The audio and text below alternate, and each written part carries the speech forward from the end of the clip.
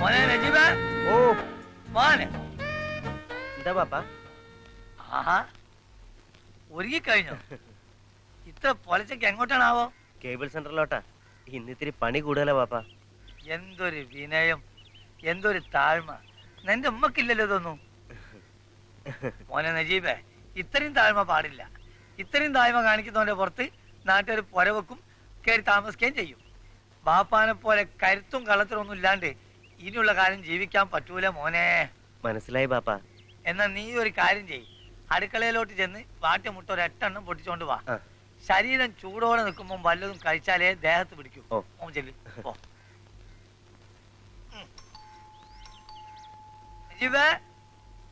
മുട്ട പൊട്ടിക്കാൻ പറ്റേ? ഏത് വാഹനാണ് ഇയാളിത് എവിടെ പോയി കിടക്കാൻ? ഒരു കാര്യത്തിന് വന്നത് ഇയാൾക്കിത് എന്തു പറ്റി? പേ പിടിച്ചോ? മനുഷ്യനെ പേടിപ്പിക്കാൻ നിർത്തണോ? തുള്ളല് കഴിഞ്ഞോ? തന്റെ തുള്ളല് കഴിഞ്ഞൊന്നും ഞാൻ എങ്ങനെയാണോ അറിയുന്നേ? അതല്ല വേന്നെ വെളിച്ചപ്പാട്ടിന്റെ തുള്ളല്. കാര്യങ്ങളൊക്കെ അറിഞ്ഞൂല്ലേ?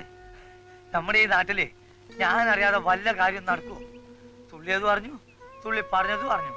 സാരില്ല, ഞാനല്ലേ കൂടെ ഉള്ളത്. എല്ലാറ്റിനും നമുക്കൊരു വഴി ഉണ്ടാക്കാം.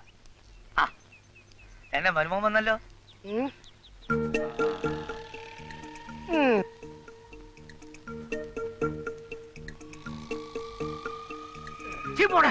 വിദ്യാധര, ഇനി പോയി വാതിലോർക്കൂ. അമ്മായി അച്ഛനും മരുമകനും തമ്മിൽ എന്തൊരു സ്നേഹം. വേണ്ട വേണ്ട എടോ, എന്റെ ഗുമസ്തനായതുകൊണ്ട് പറയല്ല. ഇതുപോലെ തങ്കപ്പെട്ട ഒരു ചെറുക്കനെ തന്റെ മൂക്കിട്ട് ഭാഗ്യാന്ന് വെച്ചോ. താനല്ലാതെ വല്ലോരും ഇവനെ വീട്ടിൽ കയറ്റാതിരിക്കോ? തങ്കപ്പെട്ട സാധനം മനുഷ്യനിവിടെ ആദ്യ കയറി നിൽക്കുക. പരിഹാരം പറയണോ? IPC 206. അല്ലെങ്കിൽ വേണ്ട, അതെനിക്ക് വഴങ്ങൂല. നമുക്കേ 406 വെച്ച് ചാമ്പ്യാലോ? എന്ത് പണ്ടാറം വെച്ച് കാച്ചിയാലും വിരോധമല്ല. ആ കുട്ടികൃഷ്ണമേനൊന്ന് തറ പറ്റിക്കണോ? ശാസ്ത്രികളെ, ഓ ഇന്നത്തെ പിരിവ് എങ്ങനെ ഉണ്ടോ? വലിയ കുഴപ്പമൊന്നുമില്ലേ. കലുങ്ക് പണിയുന്ന കോൺട്രാക്ടർ കഴിയുന്ന 2000. ആ, ചന്തയെ ടോള് പിരിക്കുന്ന ആളുടെ ഒരു 500. റോഡ് പണിയുന്ന ആരാടോ? ഐക്കരയിലെ തോമാച്ചനാണേ.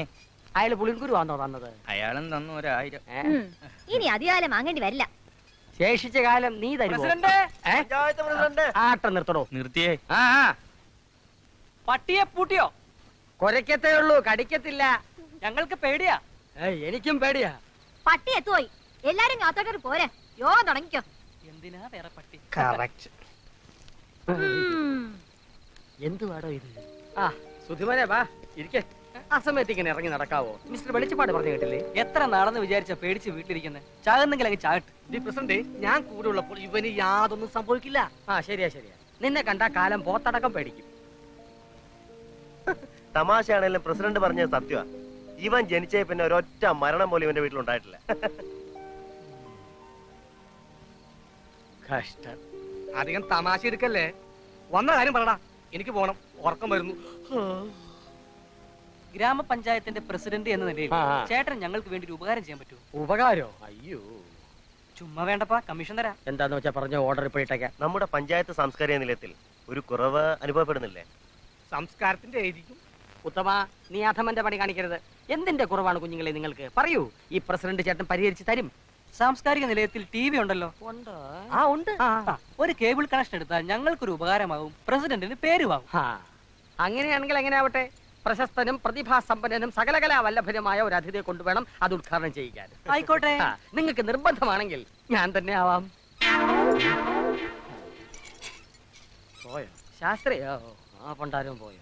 കിഴക്കോട്ട് വെച്ചാൽ ഏതൊക്കെ ചാനലാ സുഹൃത്തെ കിട്ടുക? കിഴക്കോട്ട് വെച്ച തുണി ഉടുത്ത മനുഷ്യന്മാരുടെ പ്രോഗ്രാം, പടിഞ്ഞാറോട്ട് വെച്ച തുണി ഉടുക്കാത്ത മനുഷ്യന്മാരുടെ. എങ്കിൽ പടിഞ്ഞാറോട്ട് തന്നെ മതി. ആഹാരവും പാർപ്പിടവും പോലെ നമ്മുടെ ദരിദ്ര രാഷ്ട്രം നേരിടുന്ന ഒരു പ്രശ്നമാണല്ലോ വസ്ത്രം. അനാവശ്യമായി വസ്ത്രം ധരിക്കുന്നതിന്റെ ദൂരത്തിനെ കുറിച്ച് നമ്മുടെ ഗ്രാമീണരെ പറഞ്ഞ് ബോധ്യപ്പെടുത്തുവാൻ നമുക്ക് പടിഞ്ഞാറൻ ചാനലുകൾ തന്നെ മതി. സുഭാഷ് സുഹൃത്തെ, സുഭാഷ് ആന്റിനെ പടിഞ്ഞാട്ട് തന്നെ ഉറപ്പിച്ചാട്ട്. അങ്ങനെ നമുക്ക് നമ്മുടെ രാജ്യത്തിന്റെ പുരോഗതിക്ക് വേണ്ടി ഒരു ശ്രമദാനം നടത്താം. തനിച്ചായല്ലേ, പേടിക്കണ്ട, കൊണ്ടുവിടാൻ ഇവിടെ ആളുണ്ടല്ലോ. ബാക്കിയുള്ളവൻ എന്നും എങ്ങനെ വിധവനായി കഴിയാനായിരിക്കും വിധി.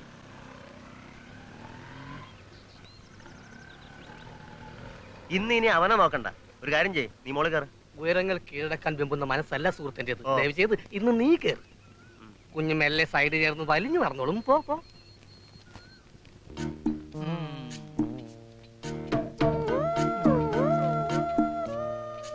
പഴയ പത്രക്കടലാസൊക്കെ ഇപ്പൊ കിലോക്ക് അങ്ങനെ എന്ത് റേറ്റ് കിട്ടും? എന്തിനാ സാറേ? അല്ല, എങ്ങനെ അതിന്റെ വില നിലവാരം? സാറിന്റെ പേപ്പർ വെച്ചോണ്ട് തുടങ്ങാൻ പോവാ? ആ, ചില പദ്ധതികളൊക്കെ ഉണ്ട്. സത്യം പറഞ്ഞാൽ സാറിന് ഫീൽ ചെയ്യരുത്. ആ, സാറിന് പറ്റിയ പണിയാതാ. അയ്യടാ ഹമുക്കേ, ഓന്റെ മനസ്സിലിരിപ്പ് കൊള്ളാലോ. എടാ വിദ്യാധര, ഇതിലുള്ള നിയമം മുഴുവൻ ഞാൻ പഠിച്ചു കഴിഞ്ഞു. വള്ളി പുള്ളി തെറ്റാതെ നമുക്ക് കാണാപ്പാടാ. എല്ലാം കൂടെ പേപ്പർ വിലക്ക് തൂക്കി വിറ്റാലോ എന്നാ. വളരെ നല്ലത്. തോൽക്കാനായി കേസ് വായിക്കുന്ന സാറിന് എന്തിനാ നിയമവും നിയമപുസ്തകവും? കറക്റ്റ്. മോനെ വിദ്യാധര, ഓ, ഏത് മണ്ടശിരോമണിയാ നിനക്ക് ഈ പേരിട്ട്? വിദ്യാധരൻ. ഇന്ത്യൻ നീതിപീഠത്തെ കുറിച്ച് നിനക്ക് എന്തറിയും? ഒന്നും അറിയില്ലേ? ഇല്ല. എന്നാ ഞാൻ പറയാ, വാദിക്കുന്നത് കോഴിമല വീരാങ്കോ ആയാലും ശരി, സുബ്രഹ്മണ്യം പോറ്റി ആയാലും ശരി, സത്യമേ ജയിക്കൂ.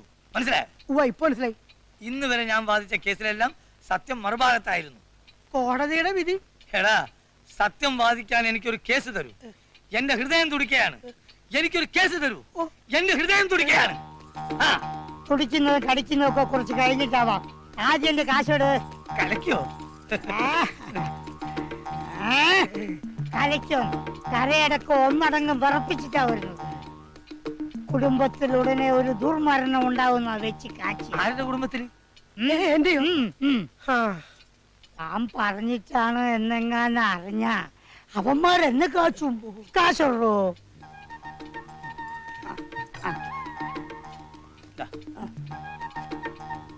പിന്നെ ശരീരം ഇളകി ചാടിയതാ, അധ്വാനിച്ചതാ. ഇതുപോലെ കറുത്ത കോട്ടിട്ട് കോടതിയിൽ പോയി കള്ളം പറഞ്ഞ് കാശുണ്ടാക്കലല്ല.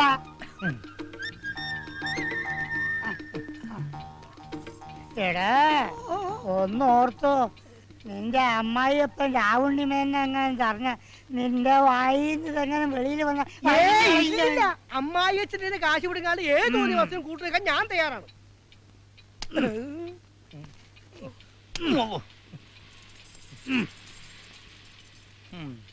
കാശി അമ്മക്ക് ഇത്തിരി നഷ്ടായിരുന്നാ? ഇനി രാവുണ്ണി മേനോൻ അവിടെ അടങ്ങിയിരിക്കാൻ പറ്റൂല. ഉടനെ തന്നെ അയാൾ വക്കാലത്തേരി നമ്മളടുത്ത് വരും. മേസ്ത്രി അല്ല ശാസ്ത്രി. ശാസ്ത്രി എങ്കിൽ ശാസ്ത്രി, താൻ എന്റെ പിന്നാലെ ഇങ്ങനെ ചൊറിയും കുത്തി നടന്നാ പോരാ. എന്തോ എടോ, തനിക്ക് ഞാനൊരു വലിയ രാഷ്ട്രീയ ഭാവി കാണുന്നു. താൻ എന്നെ പോലെ വെറും ഒരു പഞ്ചായത്തിന്റെ പ്രസിഡന്റ് ആയ മാത്രം പോരാ. MLA, മന്ത്രി, അങ്ങനെ തന്നെയും കാത്ത് വലിയൊരു ഭൂവിഭാഗം കാത്തിരിപ്പുണ്ട്. ഉണ്ടോ? ഉണ്ടില്ല, കഞ്ഞിയാ കുടിച്ചത്. എടോ മണ്ടൻ കുണയപ്പി, എനിക്ക് ശേഷം ഈ പഞ്ചായത്തിന്റെ പ്രസിഡന്റ് ആരാ? താനല്ലേ? അതെ. അത് താൻ തന്നെ അങ്ങ് തീരുമാനിച്ചാ മതിയോ? പോരായേ, പിന്നെ അത് ജവഹരേട്ടൻ തീരുമാനിക്കണം. ആ, രണ്ടുപേരും കൂടെ രാവിലെ തന്നെ സൊറ പറഞ്ഞു നടന്നോ? സൊറ പറഞ്ഞ് നടക്കല്ലേ തന്നെ. ഞാൻ ഇവനൊരു സ്റ്റഡി ക്ലാസ് കൊടുക്കുകയായിരുന്നു. എന്നെ പോലെ സോഷ്യലിസം പറഞ്ഞ് ഭാവി ജീവിതം ഭാസുരമാക്കട്ടെ. ഭാസുരമാക്കി തന്നെ കൊണ്ടൊരു പുല്ലും നടക്കുകയില്ല. എടോ, ചെമ്പകശ്ശേരി കുട്ടിക്കൃഷ്ണ മേനോൻ കരം മുടിപ്പിച്ചേ അടങ്ങൂ. താൻ അറിഞ്ഞോ? ഇല്ല. അമ്പലക്കുളം പറ്റിച്ച അയാൾ മീൻ പിടിക്കാൻ പോവാ. നന്നായി, കുറെ കാലമായി നല്ല ഫ്രഷ് മീൻ കൂട്ടിയിട്ട്. നീ 5-6 കിലോ വരാലെ, കരിമീൻ, കാരി, കൂരി, മുശി, പഴ വായി കൂട്ടിക്കോ. കൂട്ടുന്നവനൊക്കെ കൊടല് പുടിച്ച് ചാകും. എന്താ മീനിന് എയ്ഡ്സ് ഉണ്ടോ? എടോ, ദേവി കോപിഷ്ടയാ. തന്റെ പഞ്ചായത്ത് കത്തി ചാമ്പലായുണ്ടെങ്കിൽ വാടോ, വന്ന അയാളെ തടയടോ. എന്താ എനിക്ക് പേടിയുണ്ടോ? ഹേയ്, പേടിയൊന്നുമില്ല. അല്ല, ഞാനും കൂടെ പാടോ. ഒരു വേണോ പ്രസിഡന്റ്? നിങ്ങളുടെ ആ വെളിച്ചപ്പാടുണ്ടല്ലോ, അയാളെ ഈ കുഴപ്പങ്ങളൊക്കെ ഉണ്ടാക്കുന്നത്. ഇരുതലമുറി നവഗ്രഹപാര, ആ ശകുനിക്കിട്ടൊരു പണി കൊടുക്കണം. നീ നോക്കിക്കോ, ഇതിന്റെ പേരിൽ നിന്റെ അച്ഛനെയും അമ്മാവനെയും അയാൾ ശരിക്ക് വഹിക്കും. പറഞ്ഞിട്ട് ഒരു കാര്യമില്ല. വെളിച്ചപ്പാട് എന്ത് പറയുന്നു അതാ രണ്ടുപേർക്കും വേദവാക്യം. നിന്റെ അച്ഛനും അമ്മാവനും നാട്ടുകാരെ വിഴുങ്ങുന്നു, വെളിച്ചപ്പാടവരെ മൂടോടെ വിഴുങ്ങുന്നു, അത്രേ ഉള്ളൂ. പൊട്ടനെ ചെട്ടി ചതിച്ചാൽ ചെട്ടിയെ പട്ടി ചതിക്കും. അത് തന്നെ, ഏതന്നെ? അത് തന്നെ.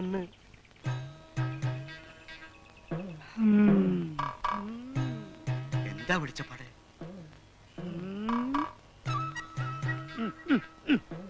എന്താ പറയാ, 4-ാം ഭാവത്തിൽ 5-ാം ഭാവാധിപൻ മൗഢ്യം പ്രാപിച്ച് ഗുളികനോടുകൂടി മഹാപാതകാധിപനായി നിൽക്കുക.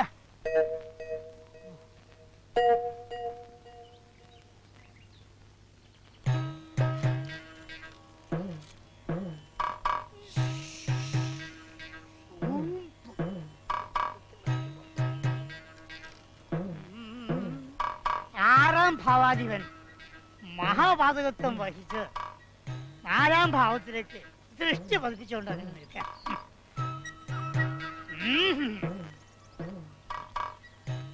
ശക്തമായ ശത്രുദോഷം ഫലം. എന്താ പ്രതിവിധി?